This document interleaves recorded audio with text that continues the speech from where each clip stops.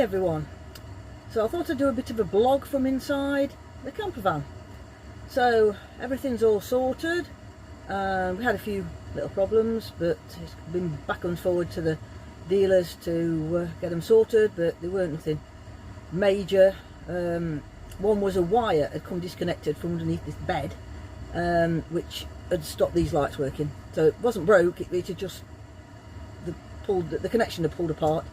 And the other one was the heater, which turned out to be that they told us wrong. It wasn't a diesel heater. Well, we did try switching the gas on just in case, but the other thing was they told us how to switch it on wrong, so that's why it wouldn't come on. So I'm just going to turn the gas on. The gas is in here. It's too dark for you to see what's going off, and I just turn this so I can put the heating on. Right, I'm going to leave that open because I'm going to switch it off when I go back in. Right, I'm just going to put the heater on. So we did have a bit of a problem with the heater. Well, it wasn't a problem, it was that they told us wrong. So I'm just going to turn it to that. Now, it looks like it's not working. This was the problem, and the green light wasn't coming on because we didn't realise that we had to set it on this ignite button. The man told me to set it on to that. And it still looks like it's not coming on, but you have to wait. So you wait a bit and the green light will come on, and then the heater will work. Oh yes, and it would help if I switched the power on. Ha! There we are. It's working. You can hear it. And the green light should come on in a bit when it gets hot. So you have all these little lights. You just press them. They go there underneath this cupboard. Another one here, look. And then lights all the way down the middle. Now you can see the green lights come on. That didn't take very long, just while I showed you the other lighting. These lights are pretty clever, these little lights. When I find where I can find the switch. Oh, it's this side. No, it's not. There's the switch gone there in the middle. And you can point these wherever you want. Look, so that's lighting over there, or you can turn them around, point them this way. I have bought some like thermal things for the windscreen. So that's I've been sorting that out. I had to kind of adjust it, which I'll tell you about on the next little clip of video, which should be coming up now. This is the outside of the van with the new thermal screens on the window. I'll show you the front. There you are, that's the front. These are the back doors. These have got carpet on the inside and the thermal reflector on the other side. They come off by these clips. I shouldn't think you're about to see. Can you just see the silver? So this is the inside of the thermal protectors for the windows. You can see the black on the inside. I had to cut, I think they was made to go on the outside, so I had to kind of just do a little slit for this mirror and put some tape round, but it fits perfect now. And they weren't ever so expensive. We just bought a new disc lock, so it's a little bit safer when you're parked up and leave it when I go hiking. As you know, in my last video I was putting these blankets on these chairs until I get some seat covers to protect the seats. I've got all my bedding in. I know it's winter and most people are taking bedding out of the caravans and camper vans. Well, the bedding is all out of caravan. The caravan that we've got is all in the house. This was going to be used a lot more over the winter months, so I decided to put bedding in it. And this has been, it's really been cold overnight, and this bedding don't even feel cold. I know I've got the heating on now, but I've only just switched it on. So these panels and the ones on the front are working a treat. There's ones on the side windows as well, but they're like blinds, and it's keeping the damp out of here really good. I have ordered some little humidifiers just to stick about, because I've got the television in here, and if I leave a jacket or something in here, gloves and different things, so they're easy to get at, then I thought, well, I don't want anything to be cold and damp, so just in case I bought a few of those to stick about. But up to now it doesn't seem to be that cold when you come in here. We've kept coming in every day, checking it, and it's not cold really at all.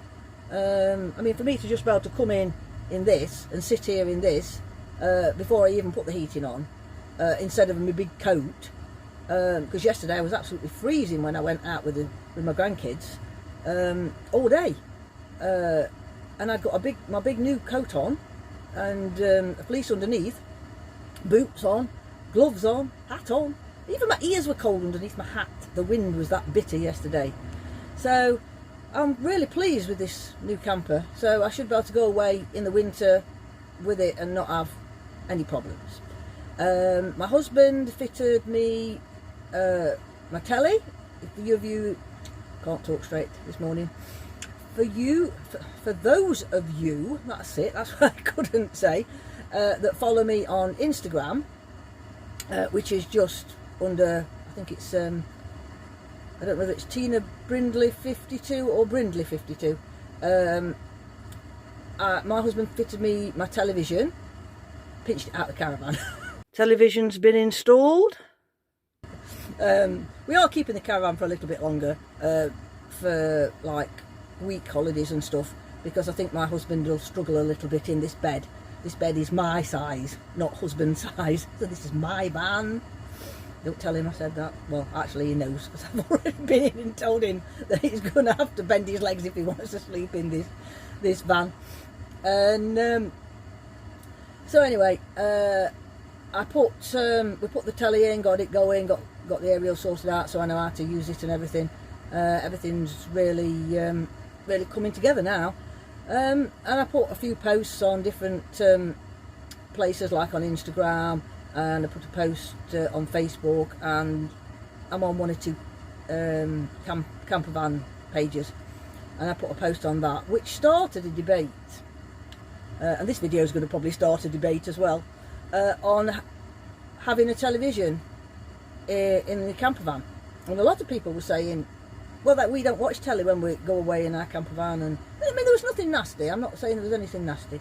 It was just general comments on what different people do, and so it's same with everybody. Everybody is different. Some people were saying that, oh, they couldn't do without the television, and other people were saying, well, what is the point in having a campervan and going places if you're just going to be sat watching the television? Well, I do agree slightly with that,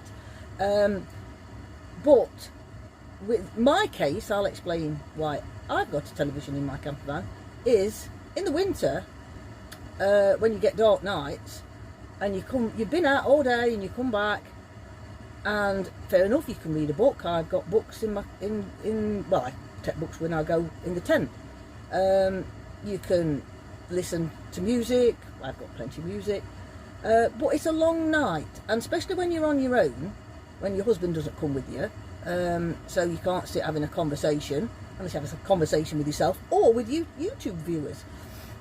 Sit there and video and talk to you all night, but it does get a bit boring at times when you've got to sit in a camper van from 4 o'clock, when it gets dark at 4, till you want to go to bed.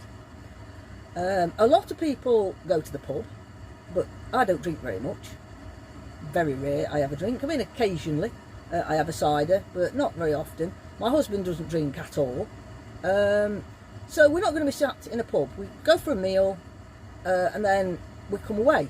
We're not going to be sat there in a pub, just sat there drinking Coke all night, spending a fortune, that we don't really need to spend. Because I mean, you keep buying glasses of Coke all night, it's worse than buying a pint. So,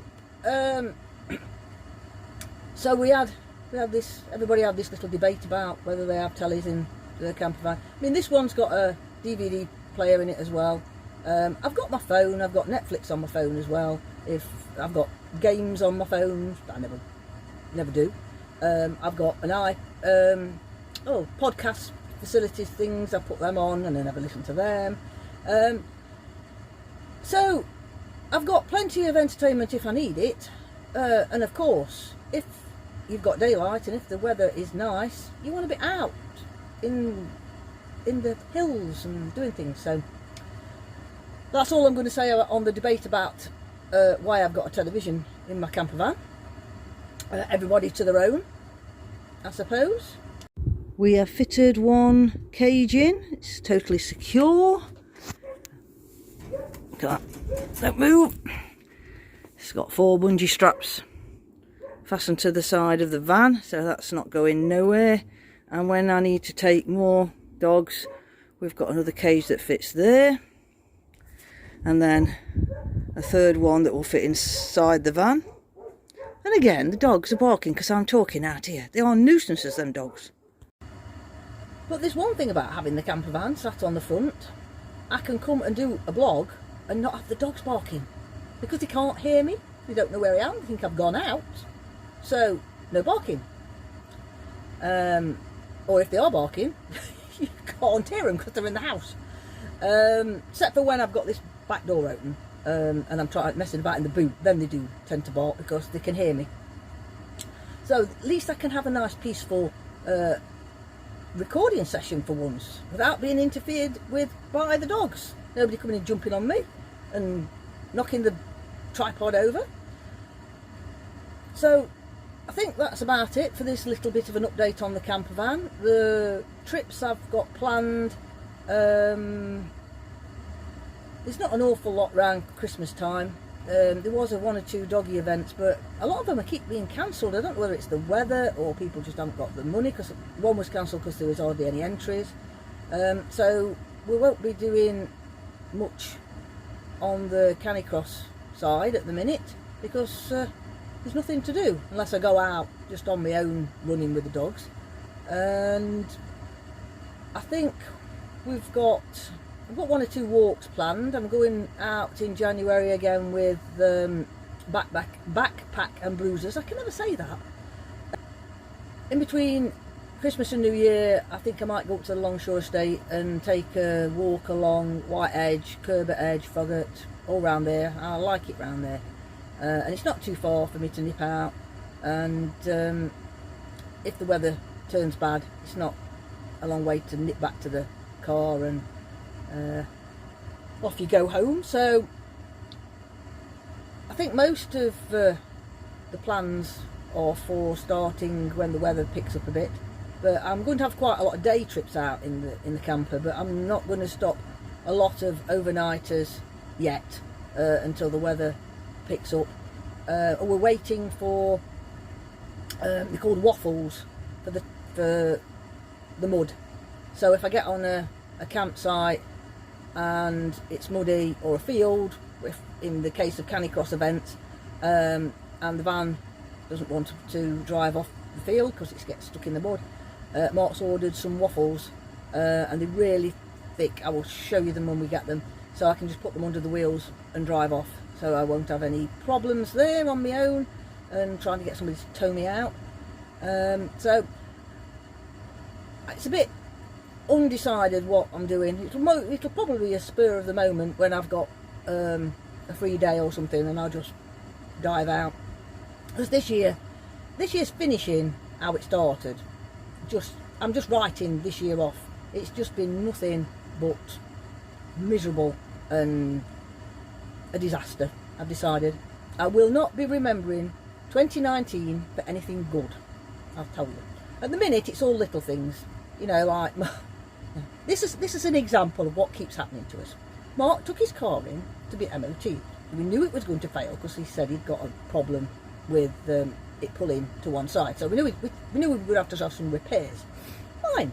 takes it in, the man tells us what's wrong with it, fine, get it fixed, get it MOT'd, fine, go pay for it.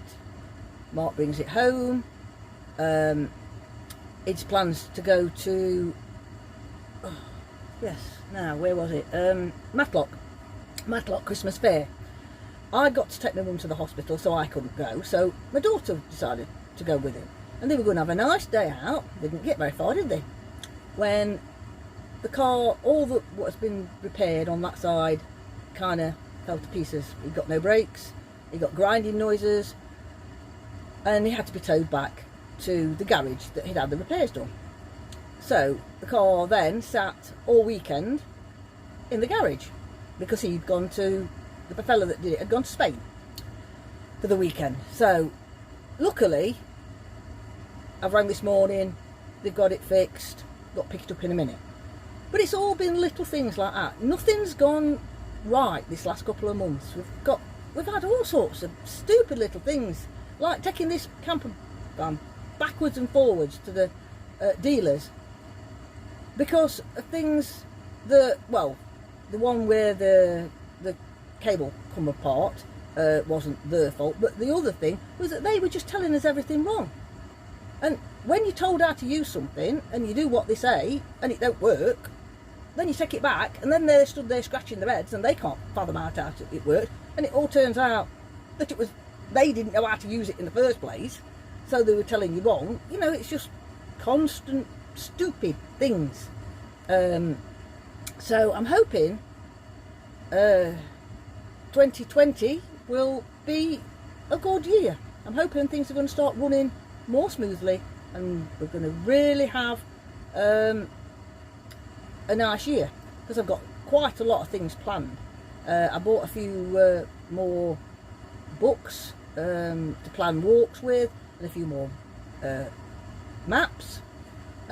So besides Snowdon in June, I've planned Ben Nevis, Scarfell Pike, quite a few more trips to different places in the Lake District. I want to do Helvellyn, I want to do Trefan, that's how you say it, in Wales. There's one or two waterfalls I want to go to in Wales, so I've got quite a few things planned, not planned in detail, but just I'm going to be going, so I need to find things. I've been trying to sort out different campsites and stuff. More than likely we'll be stopping on campsites. When we go to Scotland, we might find odd like lay-by and stuff to stop in, but I feel a lot safer on a campsite than I do stuck in a lay-by. If Mark was with me, I probably wouldn't bother. I mean, I know I've got the dogs, but I think it's personal preference, and if you don't mind paying for the campsites, then why not stop on campsites? You've got all the facilities, you've got electric hookup if you want it, so I know a lot of people like to wild camp even in the camper vans. Again, all personal preference. I'm getting older and I'm getting as though I like my comfort, so we will see what happens. We might have a few lay-by stops in Scotland when we go to Scotland, but we'll see.